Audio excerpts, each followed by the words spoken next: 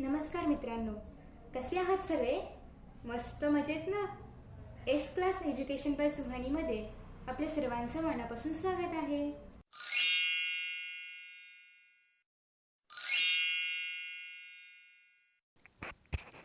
नमस्कार बालमित्रांनो. आज आपण पाहणार आहोत शिवपूर्वकालीन महाराष्ट्र इयत्ता 7वीमधील 4था पाठ. आपण यापूर्वी शिवपूर्वकालीन भारत कसा होता ते पाहिलं. आज आपण पाहणार आहोत शिवपूर्वकालीन महाराष्ट्र. 17व्या शतकाच्या सुरुवातीस महाराष्ट्रातील बहुतांश प्रदेश अहमदनगरचा निजामशाह आणि विजापूरचा आदिलशाह यांच्या ताब्यात होता. मुघलांचा खानदेशामध्ये शिरकाव झालेला होता. दक्षिणेमध्ये आपला सत्ता विस्तार घडवून आणणे हे मुघलांचे उद्दिष्ट होते. कोकणच्या किनारपट्टीवर आफ्रिकेतून आलेल्या सिद्धी लोकांच्या वस्त्या होत्या. याच काळात युरोपातून आलेल्या पोर्तुगीज, इंग्रज, फ्रेंच, डच इत्यादी सत्तांमधील सागरी स्पर्धा आणि संघर्ष तीव्र होत होते. त्यांच्यात व्यापारासाठी बाजारपेठा काबीज करण्याची चढाओढ लागली होती. पश्चिम किनारपट्टीवरील गोव्यात आणि वसईत पोर्तुगीजांनी अगोदरच राज्य स्थापन केले होते, तर इंग्रज, डच, फ्रेंच यांनी व्यापारी कंपन्यांच्या माध्यमातून वखारीच्या रूपात चंचू प्रवेश केला होता.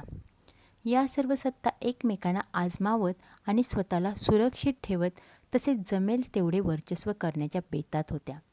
या संघर्षामुळे महाराष्ट्रात अस्थिरता आणि असुरक्षितता निर्माण झाली होती. युरोपातील या वेगवेगळ्या लोकांना त्यांच्या शिरस्थानावरून टोपकर म्हणत. आता 17व्या शतकाच्या सुरुवातीस काय झालं होतं? महाराष्ट्रातील बहुतांश प्रदेश अहमदनगरचा निजामशाह आणि विजापूरच्या आदिलशाह यांच्या ताब्यात होता.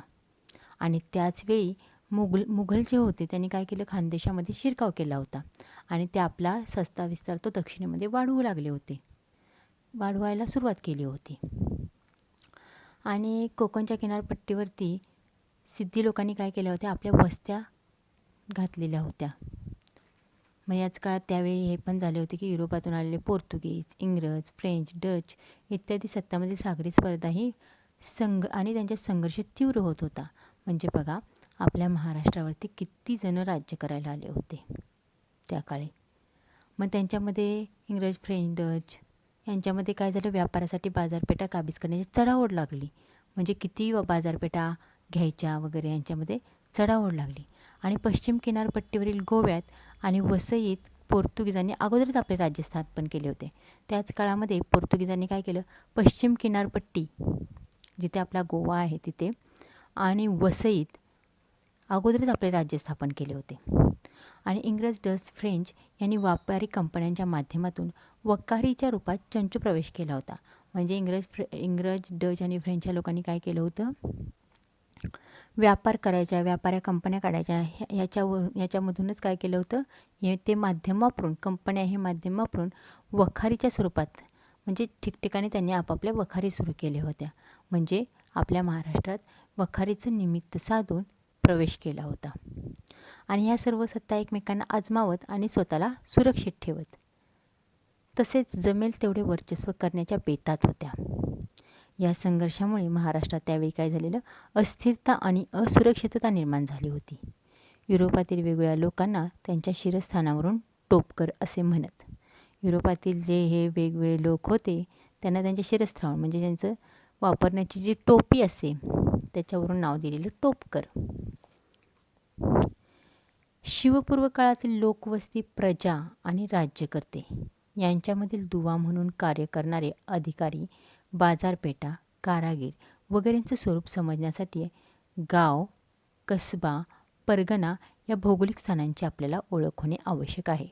म्हणजे शिवपूर्व काळातील जी लोकवस्ती होती, प्रजा होती आणि राज्यकर्ते यांच्यामधील दुवा म्हणून कार्य करणारे अधिकारी होते किंवा ज्या बाजारपेठा होत्या, कारागीर होते, या सगळ्यांचे स्वरूप समजण्यासाठी आपल्याला गाव, कसबा आणि परगणा या भौगोलिक स्थानांची आपल्याला ओळख होणे आवश्यक आहे.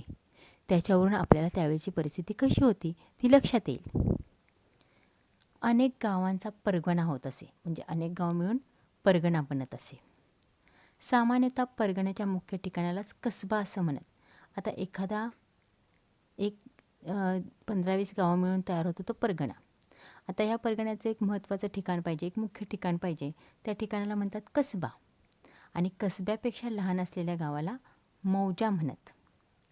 आता आपण गाव, कसबा आणि परगणा यांची माहिती, यांची ओळख करून घेऊया. पहिल्यांदा पाहूया गाव. गावालाच बहुतेक लोक गावामध्येच राहतात. गावालाच मौजा असेही म्हणत. आता ह्या मौजा म्हणजे गाव, याचा प्रमुख तो होता, तो म्हणजे गावचा पाटील. एक गाव घेतलं तर त्या गावाचा प्रमुख कोण असे, तर गावचा पाटील. लोकांनी गावातील जास्तीत जास्त जमिनी लागवडीखाली आणावी यासाठी तो प्रयत्न करीत असे.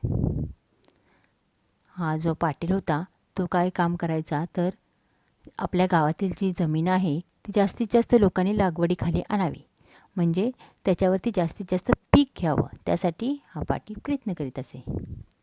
गावामध्ये तंटाबखेडा होत असे, गावामध्ये कोणाचं भांडण वगैरे झालं तर तेव्हा शांतता निर्माण करण्याचे कामही पाटील करत असे. त्यांच्या कामात कुलकर्णी मदत करत. एक कुलकर्णी पद होते पूर्वीच्या काळी, ते काय करायचं, पाटलांना मदत करत असेल. गावचे जे पाटील असेल त्यांना मदत करत असे या कामामध्ये. जमा झालेल्या महसुलाची नोंद करणे हे काम कुलकर्णी करत असत. गावामध्ये निरनिराळे कारागीर असत. त्यांच्याकडे व्यवसायासंबंधीचे हक्क वंशपरंपरेने चालत आलेले असत. गावात कारागीर हा जी सेवा देत असत त्याबद्दल शेतकऱ्याकडून त्यांना शेतीतील उत्पन्नाचा काही वाटा मिळे, त्यासच बलूत असं म्हणत. आता गाव किंवा मौजा ह्याचं हे पाहूया आपण. गाव जे लोक आहेत, बहुतेक सर्व लोक हे गावामध्येच राहत असत. गावालाच मौजा असेही म्हणत. गावचा जो मेन होता प्रमुख, त्याला पाटील असं म्हणत. हा पाटील काय करायचा, तर आपल्या गावातली जी जास्तीत जास्त जमीन आहे ती लागवडीखाली कशी येईल, म्हणजे त्याच्यातून जास्तीत जास्त पीक कसे घेता येईल, ह्याच्यासाठी तो प्रयत्न करत असेल. लोकांनी जास्तीत जास्त जमीन लागवडीखाली आणावी, जास्तीत जास्त पीक घ्यावं, यासाठी तो प्रयत्न करीत असेल. त्यामुळे काय होईल, गावातलं पिकाचं उत्पन्न वाढलं की आर्थिक स्थितीसाठी मदत होईल, म्हणून तो हा प्रयत्न करायचा. आणि गावात समजा कोणाचा तंटाबखेडा म्हणजे भांडण झालं तर तेव्हा शांतता निर्माण करायचं कामही पाटील करत असे. आता हा एकटा पाटील नव्हता, तर त्याला मदत करणारं एक पद होतं, ते म्हणजे कुलकर्णी. कुलकर्णी त्या कामामध्ये पाटलांची मदत करत असे. जमा झालेल्या महसुलाची नोंद करणे म्हणजे गावामध्ये जे शेतकरी होते त्यांच्याकडून हा पाटील काय करायचा, महसूल गोळा करायचा आणि त्याची नोंद करण्याचं काम करत असे ते कुलकर्णी. आता गावामध्ये त्यामुळे काय होतं, निरनिराळे कारागीर होते. कारागीर म्हणजे आपल्याला माहीत आहे, चांभार, शिवणकाम करणारा शिंपी वगैरे वगैरे, हे सगळे काय करायचे, हे सगळे कारागीर होते. आणि त्यांच्याकडे व्यवसायासंबंधीचे हक्क वंशपरंपरेने चालत आलेले होते. व्यवसायासंबंधीचे हक्क म्हणजे चांभाराचा मुलगा पुढे चांभाराचंच काम करणार, शिंप्याचा मुलगा पुढे शिंप्याचंच काम करणार, असे वंशपरंपरागत त्यांच्याकडे ते हक्क चालत आलेले होते. गावात कारागीर जी सेवा देत असत त्याबद्दल शेतकऱ्यांकडून त्यांनी शेतातील उत्पन्नाचा काही वाटा मिळे.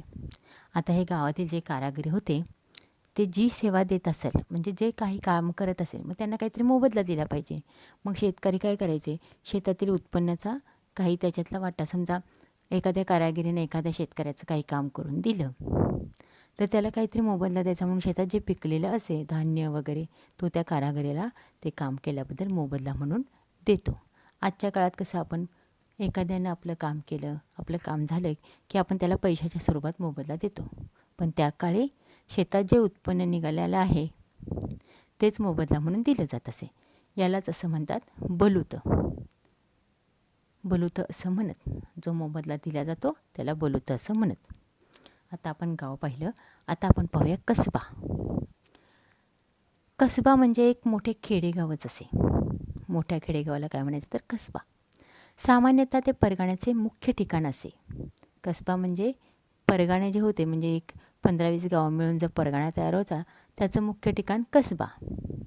आता उदाहरणार्थ इथं उदाहरण एक दिलं आहे, इंदापूर परगण्याचं मुख्य ठिकाण इंदापूर कसबा, वाई परगण्याचं मुख्य ठिकाण वाई कसबा. गावाप्रमाणेच कसब्यामध्ये मुख्य व्यवसाय शेतीचा असे. म्हणजे कसब्यामध्ये सुद्धा मुख्य व्यवसाय कुठला होता? शेतीचाच होता. तेथे सुतार, लोहार इत्यादी कुशल कारागिरही असत. कसब्याला जोडूनच बाजारपेठ असे. शेटे व महाजन हे या पेठेचे वतनदार कारभारी असत. प्रत्येक गावात पेठ होतीच असे नाही, मात्र गावात पेठ बसवण्याचे काम शेटे महाजनांचे असे. त्यासाठी त्यांना सरकारकडून जमीन आणि गावकऱ्यांकडून काही हक्क मिळत आणि पेठेचे हिशोब ठेवण्याचे काम महाजन पाहत असत. कसबा म्हणजे काय? कसबा म्हणजे एक मोठं खेडेगावच असं आणि ते मेन काय परगाणे जे असतील त्यांचं मुख्य ठिकाण असे. आपण बघितलं आहे इंदापूर परगण्याचं मुख्य ठिकाण इंदापूर कसबा, वाई परगण्याचं मुख्य ठिकाण वाई कसबा. मग गावाप्रमाणेच कसब्यामध्ये कुठला व्यवसाय असायचा मुख्य? तर शेती. मग ते सुतार, लोहार हे कुशल कारागिरही असत. शेती पण व्हायची, शेतकरी शेती पण करायचे आणि हे सुतार, लोहार वगैरे असे कुशल कामगारही असत, कारागिरही असत. मग कसब्याला जोडूनच काय असायच्या? तर बाजारपेठा. आता शेतीमध्ये जे उत्पन्न झालं आहे ते बाजारपेठेमध्ये गेलं पाहिजे ना, त्यासाठी त्या कसब्याला जोडूनच बाजारपेठा असत. मग शेटे आणि महाजन हे या पेठेचे वतनदार कारभारी असत. शेटे महाजन होते ते काय करायचे? तर ते ह्या जी पेठ आहे, बाजारपेठ आहे, त्याचे वतनदार कारभारी म्हणजे असं मुख्य कारभारी. मग प्रत्येक गावात पेठ होतीच असे मात्र नाही, मात्र गावात पेठ बसवण्याचे काम शेटे महाजनांचे असे. म्हणजे त्यावेळी कसं होतं, प्रत्येक गावात बाजारपेठ असेल असंही नाही. मग तिथे बाजारपेठांची गरज आहे, तिथे ते वसवली गेली पाहिजे. मग ते काम कोण पाहायचं? तर शेटे महाजन. मग आता ते शेटे महाजन बाजारपेठ बसवायचे. मग त्यांना काहीतरी सरकारातून आणि गावकऱ्यांकडून हक्क मिळत असत. म्हणजे काही हक्क त्यांना असत की बाजारपेठ अशी बसवायची, या बाजारपेठेत अमुक माल आणायचा वगैरे वगैरे वगैरे असे हक्क त्यांना मिळत असत. मग आणि जे पेठेचे काही बाजारपेठेचे जे हिशोब आहेत ते सर्व ठेवण्याचे काम महाजनच पाहत असत. आपण पाहिलं कसबा.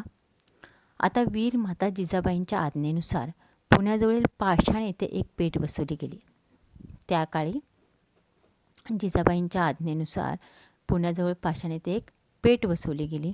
त्या पेठेलाच नाव देण्यात आलं जिंजापूर असे म्हणतात. मग नंतर मालपुरी, खेलपुरा, परसपुरा, विटापुरा या देखील पेठा बसवल्या गेल्या. आता ही पण नावं कोणाच्या तरी नावावरून पडलेली आहेत. म्हणजेच मालोजीवरून मालपुरी पेठ असं नाव पडले, खेलोजीवरून खेलपुरा पेठ असं नाव पडले, परसोजीवरून परसपुरा पेठ आणि विठोजीवरून विठापुरा पेठ. म्हणजे मालोजी, खल्लोजी, परसोजी आणि विठोजी यांची नावे औरंगाबाद येथे बसवलेल्या नव्या पेठा आहेत. खेडला जोडून असलेले शिवापूर ही शिवाजी महाराजांच्या नावे बसवलेली पेठ होती. मग शिवाजी महाराजांच्या नावे सुद्धा एक पेठ बसवली गेली आहे.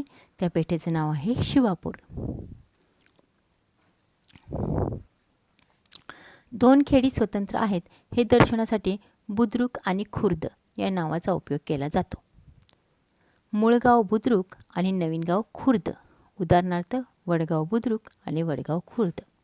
आता तुम्ही गावाकडे बघितलं असेल, 2 गावांची नावं सेम असतात, पण एका गावाच्या नावापुढं बुद्रुक जोडलं जातं आणि एका गावाच्या नावापुढं खुर्द असं जोडलं जातं. तर ते का? ही दोन्ही गावं कशी, नावं जरी त्यांची एक असली तरी पण ती स्वतंत्र 2 खेडी आहेत हे सांगण्यासाठी मूळ जे गाव असतं त्याला बुद्रुक असं नाव दिलं जातं, जे जुनं आहे ते. नंतर त्याच्यामध्ये सुधारणा करून एखादं गाव, छोटंसं गाव बनतं, त्याला खुर्द असं नाव देतात. म्हणजेच आता आपण म्हणतो ना 2 वडगाव आहेत, म्हणजेच एक वडगाव बुद्रुक जे मूळ गाव आहे ते, आणि नंतर तयार झालेलं, नंतर वसवलेलं त्याच्या शेजारीच असतं किंवा आजूबाजूला वगैरे असतं, त्या गावाला वडगाव खुर्द असं नाव देण्यात येतं. आता आपण पाहूयात परगणा. अनेक गावे मिळून परगणा होत असला तरी सर्व परगण्यातील गावांची संख्या समान नसे. म्हणजे खूप गावं मिळून जरी परगणा बनत असेल तर असं नाही की परगण्यात अमुक एवढीच गावं पाहिजेत. पुणे परगणा हा मोठा परगणा होता. त्याच्यामध्ये किती 290 गावे होती आणि चाकर परगण्यात 64 गावे होती.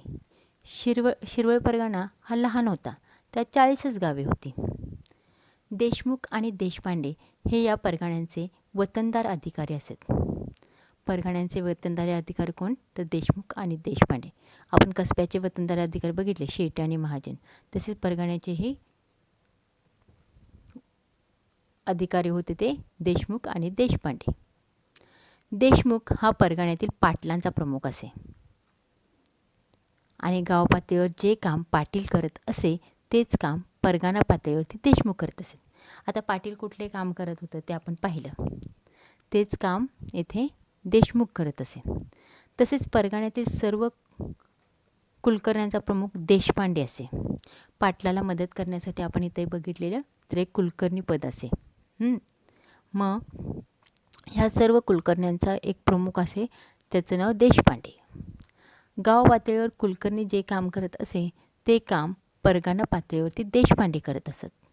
हे सर्व वतनदार अधिकारी रयत आणि सरकार यांच्यामधील दुवा होत. हे सर्व जे अधिकारी होते ते रयत म्हणजे जी जनता रयत आहे आणि सरकार यांच्यामधले दुवा होते. परगण्यातील गावावरती कधी परचक्र आले किंवा दुष्काळासारखी परिस्थिती निर्माण झाली तर रयतेचे म्हणणे सरकारकडे मांडण्याचे काम वतनदार करत. म्हणजेच आता परगणा बघितला तुम्ही, परगण्यामध्ये आपण एक परगणा बघितला कुठला? पुणे परगणा. त्याच्यामध्ये 290 गाव, 290 गावे म्हणजे त्यांच्यामध्ये किती रयत असतील, किती जनता असेल. चाकण परगण्यात 64 गाव म्हणजे त्यांच्यामध्ये कितीतरी जनता होती वगैरे वगैरे. मग यांच्यावरती काही एखादं संकट ओढवलं किंवा दुष्काळासारखी परिस्थिती निर्माण झाली तर आपलं जे म्हणणं आहे, रयतेचं म्हणणं आहे, ते सरकारपर्यंत पोहोचवण्याचं काम करत असेल तर ते वतनदार लोक करत असते. काही वेळेला हे अधिकारी आपल्या अधिकाराचा दुरुपयोग करत. आता ह्या वतनदार अधिकाऱ्यांना अधिकार दिलेले गेले आहेत बऱ्यापैकी, पण त्या काळी असं झालेलं की ह्याच अधिकाराचा हे वतनदार लोक दुरुपयोग करत असत. ते कधी रयतेकडून अधिक पैसा जमा करत, मग ते काय करायचे, रयतेकडून जी महसूल जमा केली जायची ती अधिक प्रमाणात करत असत. तर कधी रयतेकडून गोळा केलेला रक्कम सरकारकडे जमा करण्यास विलंब लावत असेल. अशा वेळी प्रजा त्रासली जात असे. म्हणजे ही वतनदार जी अधिकारी होती त्यांच्यामुळे प्रजेला अशा प्रकारे त्रास होत असे. वतन हा शब्द जो आहे, वतन हा कुठून आलेला आहे तर तो अरेबिक शब्द आहे आणि आपल्या महाराष्ट्रात तो आपल्या महाराष्ट्रात तो कसा वापरला जातो तर आपल्याला जे वंश परंपरेने किंवा कायमस्वरूपी उपभोगायची सारामुक्त जी जमीन भेटली आहे अशा अर्थी तो वापरला जातो. वतन हा शब्द म्हणजे आपल्याला एक काही वंश परंपरेने भेटलेली जमीन आहे. आता कसं पूर्वीच्या काळी आजोबांची जमीन आपल्या वडिलांच्या नावावर होते, वडिलांकडून आपल्या नावावर होते. म्हणजे जी आपली जमीन आहे ती आपली कायमस्वरूपी आपल्या पुढच्या पिढीला मिळत जाते. म्हणजे ती जमीन वतनावरती आपल्याला भेटली असा त्याचा अर्थ झाला. आता आपण पाहूया दुष्काळाचे संकट. शेती ही पावसाच्या पाण्यावर अवलंबून असे. पूर्वीच्या काळी कसं होतं, फक्त शेती ही पावसाच्याच पाण्यावरती अवलंबून होती. आता कसं आपण जे पावसाळ्यात पाणी पडतं त्याचं असं पाणी जिरवा काय करून धरणं वगैरे बांधले जातं आणि पाणी साठवून ठेवलं जातं. त्यामुळे आपल्याला आता वर्षभर शेती करता येते. पण पूर्वीच्या काळी तसं नव्हतं. पाऊस पडला की तेव्हाच फक्त शेती करता येत होती. शेतात मग पाऊस नाही पडला तर काय व्हायचं, पीक येत नसे. मग अन्नधान्यांचे भाव वाढत. त्यावेळी काय व्हायचं, पाऊस नाही पडला तर पीक येत नसे. मग त्यामुळे अन्नधान्याचा तुटवडा पडत असे. मग कमी प्रमाणात अन्नधान्य असल्यामुळे त्याचे भाव वाढत असत. लोकांना अन्नधान्य मिळणे मुश्किल होत असे. जनावरांना चारा मिळत नसे. पाण्याची तीव्र टंचाई निर्माण होती आणि मग लोकांना गावात राहणे कठीण होई. लोक गावं सोडत. लोकांवर परगंदा होण्याची वेळ येई. दुष्काळ हे रयतेला सर्वात मोठे संकट वाटे.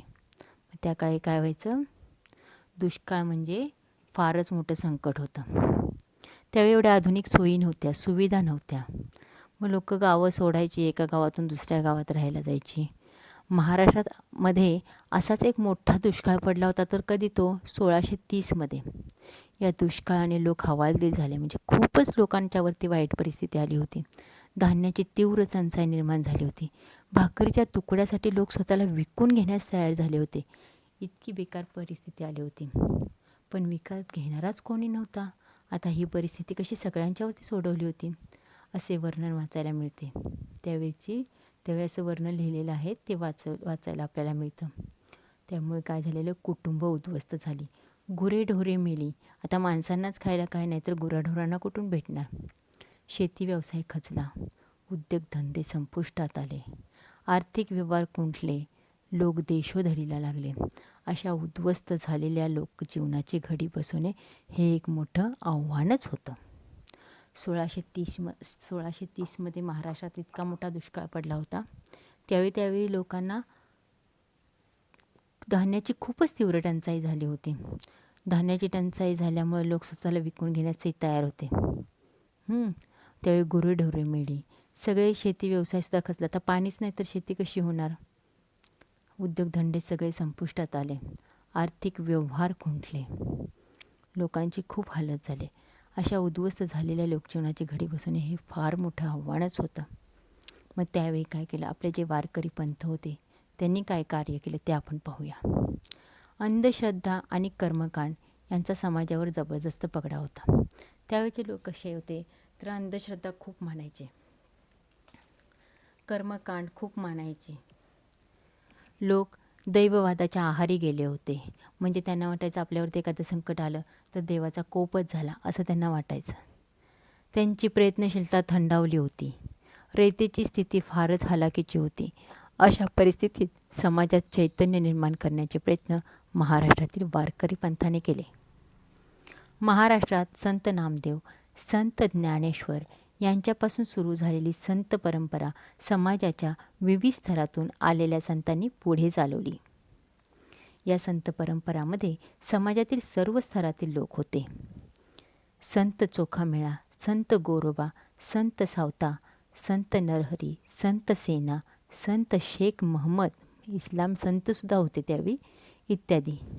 म्हणजे सर्व धर्म जातीतील संत होते त्यावेळी. त्याचप्रमाणे संत मंडळीत संत चोखोबांची पत्नी म्हणजे महिला संतही होत्या, संत सोयराबाई, आणि संत चोखोबांची बहीण संत निर्मलाबाई, आणि संत मुक्ताबाई, संत जनाबाई, संत कानोपात्रा, संत बहिणाबाई सिऊरकर यासारख्या स्त्रियाही होत्या. या सर्व संत चळवळींचे पंढरपूर हे केंद्र होते. त्यांचं पंढरपूर हे केंद्र होतं त्यावेळी. विठ्ठल हे त्यांचे दैवत. आता पंढरपूर केंद्र आहे म्हणजे त्यांचं विठ्ठल हेच दैवत असणार. पंढरपुरात चंद्रभागेच्या काठी ही सर्व संत मंडळी आणि वारकरी भक्तिसागरात न्हाऊन निघत असत. आणि तेथे भजन, कीर्तन, सहभोजन या माध्यमातून समतेचा प्रसार होई. आपण आता संतांची नावं बघितली. एवढे सगळे संत आपल्यात होऊन गेलेले आहेत. आपण त्यांची बऱ्याच रचनाही ऐकल्या आहेत. आणि ह्या संत निर्मलाबाई, संत मुक्ताबाई, संत जनाबाई, संत कानोपात्रा, संत बहिणाबाई सिवरकर यांसारख्या स्त्रियाही सहभागी होत्या. यांच्याही रचना आपण पाहिलेल्या आहेत. ह्या सर्व संतांचं मेन ठिकाण होतं ते पंढरपूर होतं आणि विठ्ठल हे त्यांचं दैवत होतं. पंढरपुरात ते चंद्रभागेच्या काठी ही सर्व संत मंडळी आणि वारकरी, त्यांचे जे वारकरी होते ते भक्तिसागरात न्हाऊन निघत असत. आणि त्याचं भजन, कीर्तन आणि सहभोजन इत्यादीतून ते समतेचा प्रसार होई. आता आपण पाहणार आहोत संत नामदेव. संत नामदेव हे वारकरी संप्रदायातील एक श्रेष्ठ संत होते. ते कुशल संघटक होते. म्हणजे लोकांना एकत्र संघटित करण्याची त्यांच्याकडं कला होती. आणि ते उत्तम कीर्तनकारही होते. कीर्तनाच्या माध्यमातून ते सर्व जाती जमातीतील स्त्री पुरुषांना एकत्र करून त्यांच्यात समतेची भावना जागवली त्यांनी. नाचू कीर्तनाचे रंगी, ज्ञानदीप लावू जगी, ही त्यांची प्रतिज्ञा होती. संत नामदेव हे वारकरी संप्रदायातले एक महत्त्वाचे श्रेष्ठ संत होते. ते कुशल संघटक होते आणि उत्तम कीर्तनकारही होते. कीर्तनाच्या माध्यमातून त्यांनी काय केलं, जाती जमातीतील स्त्री पुरुषांना एकत्र आणून समतेची भावना जागवली. नाचू कीर्तनाचे रंगी आणि ज्ञानदीप लावू जगी, ही त्यांची प्रतिज्ञा होती. म्हणजे कीर्तनाच्या स्वरूपात आपण सगळीकडे ज्ञानाचा प्रकाश पाडूया, सगळ्यांना जागं करूया, अशी त्यांची प्रतिज्ञा होती. त्यांची अभंग रचना ही प्रसिद्ध आहे. अनेक संतांवर आणि सर्वसामान्य लोकांवर त्यांच्या शिकवणीचा प्रभाव पडला. ते आपल्या विचारांचा प्रसार करत पंजाबपर्यंत गेले होते. म्हणजे आपले जे विचार होते, चांगले विचार, त्याचा प्रसार करते होते पंजाबपर्यंत गेले होते. त्यांनी लिहिलेली पदे शीखांच्या गुरु ग्रंथ साहिब या ग्रंथात समाविष्ट आहेत. आपण मागच्या पाठामध्ये पाहिलं, शीखांचा धर्मग्रंथ होता गुरु ग्रंथ साहिब. या ग्रंथामध्ये सुद्धा त्यांची पदे आहेत समाविष्ट केलेली. त्यांनी भागवत धर्माचा संदेश गावोगावी पोहोचवण्याचे कार्य केले. संत नामदेवांनी भागवत धर्माचा संदेश आहे तो गावेगावी पोहोचवण्याचे कार्य केले. त्यांनी पंढरपूर येथे विठ्ठलाच्या महाद्वारासमोर संत चोखामेळा यांची समाधी बांधली. संत नामदेवांनी संत चोखामेळा यांची समाधी कुठे? विठ्ठलाच्या महाद्वारासमोर बांधली आहे. हे त्यांचे कार्य अविस्मरणीय आहे. आत्ताच आपण संत नामदेव पाहिले. संत नामदेव हे एक श्रेष्ठ संत होते, कुशल संघटक होते. त्यांनी कीर्तनाच्या माध्यमातून लोकांमध्ये जनजागृती केली. आता नाचू कीर्तनाचे रंगी ज्ञानदीप लावू जग ही प्रतिज्ञा कोणाची आहे? तर संत नामदेवांची आहे. त्यांनी भागवत धर्माचा प्रसार गावेगावी केला आणि त्यांनी विठ्ठलाच्या महाद्वारासमोर संत चोखामेळा यांची समाधी बांधली. हे त्यांचं कार्य अविस्मरणीय आहे. आता आपण पाहूयात संत ज्ञानेश्वर. हे वारकरी संप्रदायातील एक विख्यात संत होते. संत ज्ञानेश्वर वारकरी संप्रदायातले एक विख्यात संत होते. त्यांनी भगवद्गीता हा संस्कृत ग्रंथाचा अर्थ मराठीत स्पष्ट करणारा भावार्थ दीपिका हा ग्रंथ, भावार्थ दीपिका म्हणजेच ज्ञानेश्वरी हा ग्रंथ रचला. त्यांनी अमृतानुभव या ग्रंथाची रचना केली. त्यांनी आपल्या ग्रंथातून व अभंगातून भक्तिमार्गाचे महत्त्व सांगितले. सामान्यांना आचरता येईल असा आचारधर्म सांगितला. वारकरी संप्रदायाला धर्माची प्रतिष्ठा मिळवून दिली. अतिशय प्रतिकूल परिस्थितीमध्ये जीवन जगावं लागलेले असूनही त्यांनी आपल्या मनाचे संतुलन ढळू दिले नाही आणि कटुताही बाळगली नाही. ज्ञानेश्वरीतील पसायदान उदात्त संस्कार करणारे आहे. ज्ञानेश्वरांचे बंधू संत निवृत्तीनाथ, संत सोपानदेव आणि भगिनी मुक्ताबाई यांच्याही काव्यरचना प्रसिद्ध आहेत. आता संत ज्ञानेश्वर तर तुम्हाला माहितीच आहेत. संत ज्ञानेश्वरावरती एक चित्रपट काढला, तेही तुम्ही पाहिला असेल. त्याच्यामध्ये तुम्ही पाहिलं असेल संत ज्ञानेश्वरांची लहानपणी किती हाल झाले. अशा प्रतिकूल परिस्थितीतही त्यांनी जनजागृती करण्याचे कार्य केलेले आहे. संत ज्ञानेश्वर हे वारकरी संप्रदायातले एक विख्यात संत होते. त्यांनी भगवद्गीता या संस्कृत ग्रंथाचा अर्थ मराठीमध्ये स्पष्ट करणारा भावार्थ दीपिका अर्थात ज्ञानेश्वरी हा ग्रंथ रचला. भगवद्गीता ही संस्कृत भाषेमध्ये आहे, मग ते मराठी लोकांना समजण्यासाठी त्यांनी काय केलं, मराठीमध्ये त्याची रचना केली. तसेच त्यांनी अमृतानुभव या ग्रंथाचीही रचना केली आहे. त्यांनी आपल्या ग्रंथातून आणि अभंगातून भक्तिमार्गाचे महत्त्व सांगितले आहे आणि सामान्यांना आचरता येईल असा आचारधर्मही सांगितला आहे. वारकरी संप्रदायाला धर्माची प्रतिष्ठा मिळवून दिली आहे. अतिशय प्रतिकूल परिस्थितीमध्ये जीवन जगावे लागलेले असूनही त्यांनी आपल्या मनाचे संतुलन ढळू दिले नाही आणि कटुताही कोणती बाळगली नाही.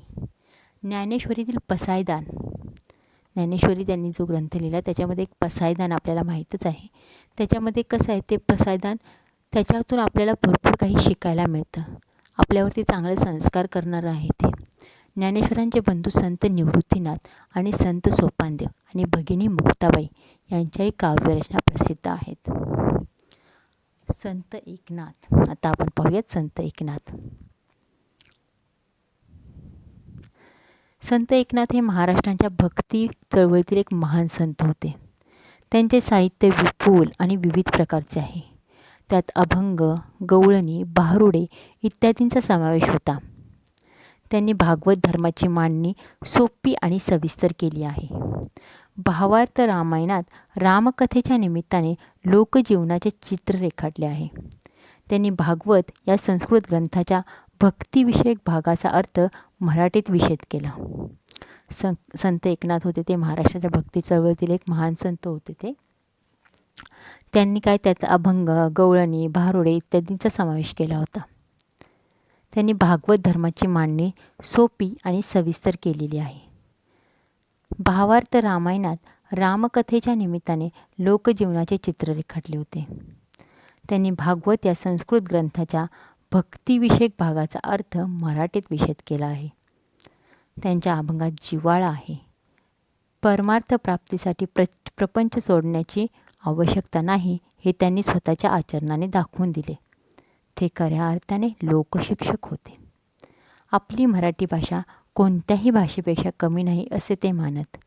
संस्कृतवाणी देवे केली तरी प्राकृत काय चोरापासूनही झाली. म्हणजेच संस्कृतवाणी ही देवाने बनवली, म्हणजे आपली प्राकृत भाषा आहे, जी मराठी भाषा आहे, ती काय अशी चोरापासून झाली असं त्यांचं म्हणणं आहे. असे त्यांनी संस्कृत पंडितांना ठणकावून विचारले आणि इतर धर्माचा तिरस्कार करणाऱ्यांवर कडक टीका केली आहे. तर बालमित्रांनो, आताच आपण संत एकनाथांचं कार्य पाहिलं. आता आपण पाहूया संत तुकारामांचे कार्य. संत तुकाराम हे पुण्याजवळ देहू गावचे. त्यांची अभंगरचना प्रसन्न आणि प्रासादिक आहे. त्यांच्या अभंगांना श्रेष्ठ कवित्वाची उंची लाभली आहे. संत तुकारामांची गाथा ही मराठी भाषेचा अमोल ठेवा आहे. संत तुकाराम हे पुण्याजवळील देहू गावचे. त्यांनी भरपूर अभंगरचना केल्या. त्यांच्या अभंगरचना प्रसन्न आणि प्रासादिक आहेत. त्यांच्या अभंगांना श्रेष्ठ कवित्वाची उंची लाभली आहे. तुम्हाला माहितीच आहे, संत तुकारामांच्या गाथा प्रसिद्ध आहेत. संत तुकारामांची गाथा ही मराठी भाषेचा अमोल ठेवा आहे. ते रंजल्या गांजल्यामध्ये देवत्व पाहण्यास सांगतात. ते म्हणतात, जे का रंजले गांजले त्यासी म्हणे जो आपुले, तोची साधू ओळखावा देव तेथेची जाणावा. बालमित्रांनो, आपल्यामध्ये आपण पाहिलं आहे, आपण मूर्तीची म्हणजेच दगडाच्या मूर्तीची पूजा करतो, त्याला देव मानतो. ते ठीक आहे, आपली श्रद्धा आहे वगैरे वगैरे वगैरे. परंतु संत तुकारामांचं असं म्हणणं आहे की जे का रंजले गांजले म्हणजे जे गरीब आहेत त्यासी म्हणे जो आपले, त्यांना जो आपले म्हणतो तोच खरा साधू आणि देवही त्यांच्यातच असतो, असं यांचं म्हणणं आहे. जे का रंजले गांजले त्यासी म्हणे जो आपुले, तोची साधू ओळखावा देव तेथेची जाणावा. आपल्या या दृष्टिकोनामुळेच त्यांनी आपल्याकडे असलेली लोकांना दिलेल्या कर्जाची कागदपत्रे इंद्रायणी नदीच्या डोहात बुडवली आणि कित्येक कुटुंबांना कर्जमुक्त केले. मित्रांनो, तुम्ही संत तुकाराम हा पिक्चर पाहिला असेलच. त्याच्यामध्ये दाखवलं आहे बघा त्यांनी. ते फार मोठे सावकार होते, परंतु त्यांना जेव्हा माणुसकीची जाण झाली वगैरे वगैरे तेव्हा त्यांनी काय केलं, आपल्याकडे असलेली आपल्याकडे असलेली कर्जाची कागदपत्रे म्हणजे ज्या लोकांनी ते सावकार होते त्यांच्याकडून कर्ज उचलले होते, त्यांच्या कर्जाची कागदपत्रे होती ती इंद्रायणी नदीच्या डोहात बुडवली आणि कित्येक कुटुंबांना कर्जमुक्त केले. त्यांनी समाजातील दांभिकतेवर आणि अंधश्रद्धांवर अत्यंत कडक शब्दात टीका केली. भक्तीला नीतीची जोड देण्यावर त्यांचा भर होता. जोडोनिया धन उत्तम व्यवहारे, उदास विचारे वेच करी, असे त्यांच्या शिकवणीचे सार सांगता येईल. समाजातील काही कर्मठ लोकांनी ते करत असलेल्या लोकजागृतीला विरोध केला. त्यांना मुळात अभंग रचण्याचा अधिकारच नाही असा दावा करून त्यांनी त्यांच्या वह्या इंद्रायणी नदीच्या डोहात बुडवल्या. त्यांनी या सर्व विरोधाला धीरोदात्तपणे तोंड दिले. संत तुकाराम हे मोठे सावकार होते. मग त्यांनी अभंग वगैरे रचले, पण बऱ्याच समाजातील लोकांना हे पटलं नाही. त्यांनी लोकजागृती करणे हे त्यासाठी लोकांनी त्यांना विरोध केला आणि त्यांनी असे छान छान रचलेले ज्या अभंगाच्या वह्या होत्या त्या इंद्रायणी नदीच्या डोहात त्यांच्या तुकारामांच्या वह्या बुडवून टाकल्या. त्यांनी या सर्व विरोधाला धैर्योदात्तपणे तोंड दिले. भक्तीला नीतीची जोड देण्यावर त्यांचा भर होता. जोडोनिया धन उत्तम व्यवहारे, उदास विचारे वेच करी, असे त्यांच्या शिकवणीचे सार सांगता येईल. समाजातील काही कर्मठ लोकांनी ते करत असलेल्या लोकजागृतीला विरोध केला.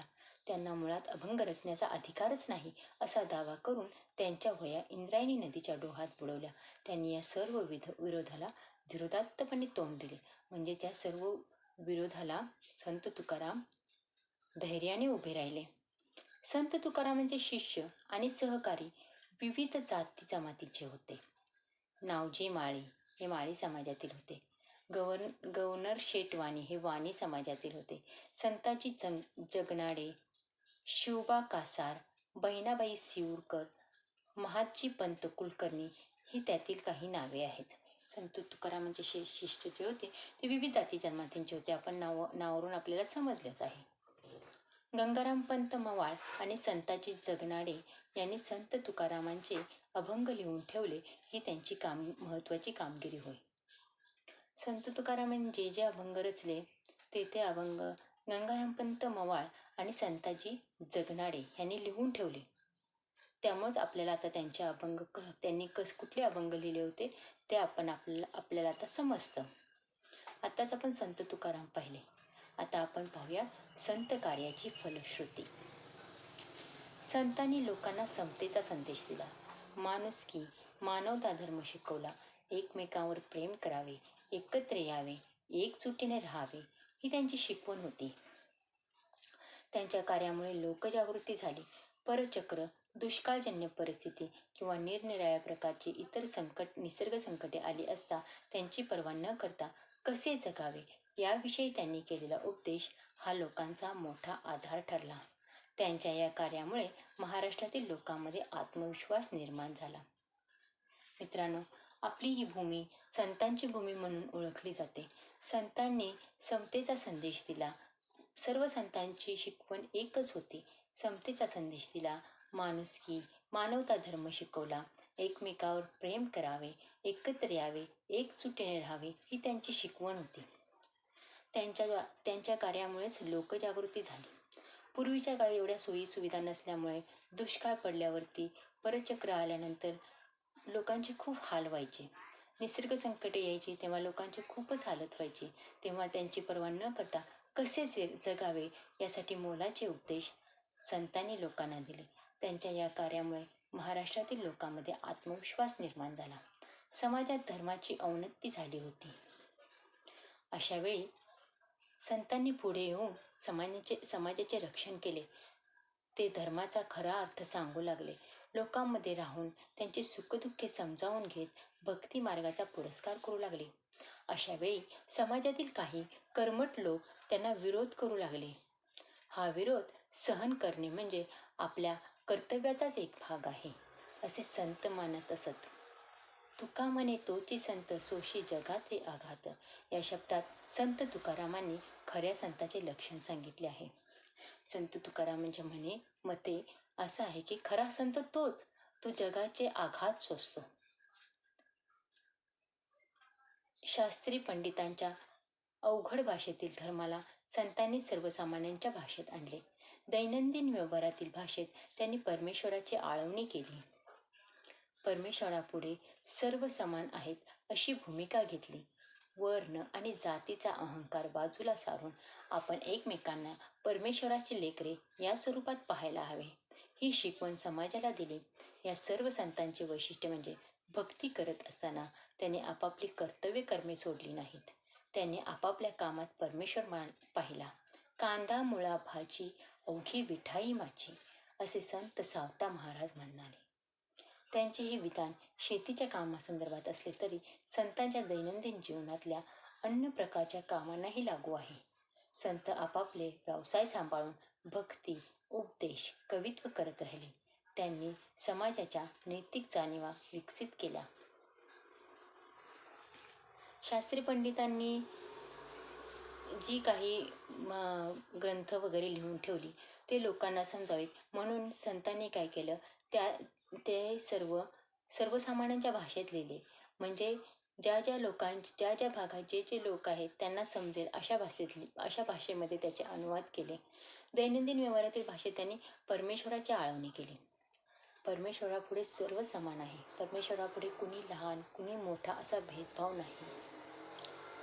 वर्ण आणि जातीचा अहंकार बाजूला सारून त्यांनी आपण एकमेकांना परमेश्वराची लेकरे या स्वरूपात पाहायला हवे, ही शिकवण समाजाला दिली. या सर्व संतांचे वैशिष्ट्य म्हणजे भक्ती करत असताना त्यांनी आपापली कर्तव्य कर्म सोडली नाहीत. त्याने आपापल्या कामात परमेश्वर पाहिला. कांदा मुळा भाजी अवघी विठाई माझी. संत सावतामाळे असे म्हणतात, कांदा मुळा भाजी अवघी विठाई माझी. हे त्यांचे विधान शेतीच्या कामासंदर्भात असले तरी सुद्धा ते संतांच्या दैनंदिन जीवनातल्या अन्य प्रकारच्या कामांनाही लागू आहे. म्हणजे आपण आपले जे काम करत आहोत त्याच्यामध्येच देव मानावा, त्याच्यामध्येच परमेश्वर आहे असे मानून ते काम करावे. असा त्याचा अर्थ आहे. ते संतांच्या दैनंदिन जीवनातल्या अन्य प्रकारच्या कामांनाही लागू आहे. संत आपापले व्यवसाय सांभाळून भक्ती, उपदेश, कवित्व करत राहिले. त्यांनी समाजाच्या नैतिक जाणीवा विकसित केल्या. पंढरपूरच्या वारीविषयी वारकरी वारीला कोणत्या महिन्यात जातात आणि वारींचे नियोजन कसे असते ह्याची तुम्ही थोडी माहिती घ्या. आता आपण पाहूयात रामदास स्वामी. रामदास स्वामी मराठवाड्यातील जांब गावचे. त्यांनी त्यांचे बलोपसनाचे महत्त्व स्पष्ट केले. मराठी तितुका मेळवावा, महाराष्ट्र धर्म वाढवावा हा त्यांचा संदेश प्रसिद्ध आहे. त्यांनी दासबोध, करुणाष्टके, मनाचे श्लोक या साहित्याच्या माध्यमातून जनतेला व्यावहारिक शिक्षणाचे धडे दिले. संत रामदास स्वामी हे मराठवाड्यातील जांब गावचे. त्यांनी बलोपसनाला महत्त्व दिले. मराठा तितका मेळवावा, महाराष्ट्र धर्म वाढवावा म्हणजे सर्व मराठ्यांनी एकत्र यावे, एकत्र मराठी धर्माचा प्रसार करावा असं त्यांचं म्हणणं आहे आणि महाराष्ट्रात मराठा धर्म वाढवावा. त्यांनी दासबोध, करुणाष्टके, मनाचे श्लोक या साहित्याच्या माध्यमातून जनतेला व्यावहारिक शिक्षणाचे धडे दिले. लोक चळवळीचे आणि लोकसंघटनेचे महत्त्व सांगितले. समर्थ संप्रदाय स्थापन केला. चाफळ हे या संप्रदायाचे केंद्र होते. रामदास स्वामींच्या संप्रदायाचं नाव होतं समर्थ संप्रदाय आणि याचं मुख्य केंद्र चाफळ येथे होतं. रामाच्या आणि हनुमानाच्या उपासनेचा प्रसार केला आणि आपल्या विचारांच्या प्रसारार्थ त्यांनी भरपूर प्रवास केला. आताच आपण संत रामदास पाहिलेत. पारतंत्र्यातील स्वातंत्र्याच्या प्रेरणा. शिवपूर्वकालीन महाराष्ट्रात राजकीय, सामाजिक, सांस्कृतिक इत्यादी प्रकारची स्थिती ही सामान्यतः होती. या काळात महाराष्ट्र आदिलशाही वगैरे सत्तांच्या नियंत्रणाखाली होता. त्यामुळे तो स्वतंत्र नव्हता. असे असले तरी काही व्यक्ती आणि विचारधारा स्वातंत्र्याची स्वप्ने पाहत होत्या. अशा घटकांमध्ये स्वराज्य संकल्पक मानल्या जाणाऱ्या शहाजीराजांचे स्थान अग्रभागी होते. पारतंत्र्यात जेव्हा आपला देश होता तेव्हा शिवपूर्वकालीन महाराष्ट्रात राजकीय, सामाजिक आणि सांस्कृतिक इत्यादी प्रकारची स्थिती सामान्यतः अशी नव्हती. या काळात महाराष्ट्र होता तो आदिलशाही सत्तांच्या नियंत्रणाखाली होता. त्यामुळे तो स्वतंत्र असा नव्हताच. असे असले तरी काही व्यक्ती आणि विचारधारा स्वातंत्र्याचे स्वप्ने पाहत होत्या.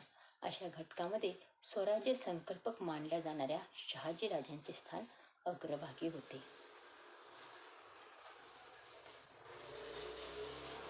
तर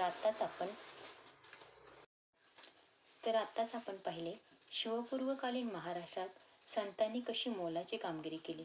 बऱ्याच संतांनी अभंगरचना केल्या, ग्रंथ लिहून ठेवले, लोकांना कळतील अशा भाषांमध्ये त्याचे अनुवादही केले. त्यामुळे त्यांच्याकडून बरंच काही शिकायला मिळालं लोकांना. संकटांना कसे तोंड द्यावे हेही त्या संतांकडून शिकायला भेटले. तर बालमित्रांनो, तुम्हाला कधी कुठले ग्रंथ भेटले तर जरूर वाचण्याचा प्रयत्न करा. त्यामुळे तुमच्यातही चांगले गुण वाढीस लागतील. धन्यवाद.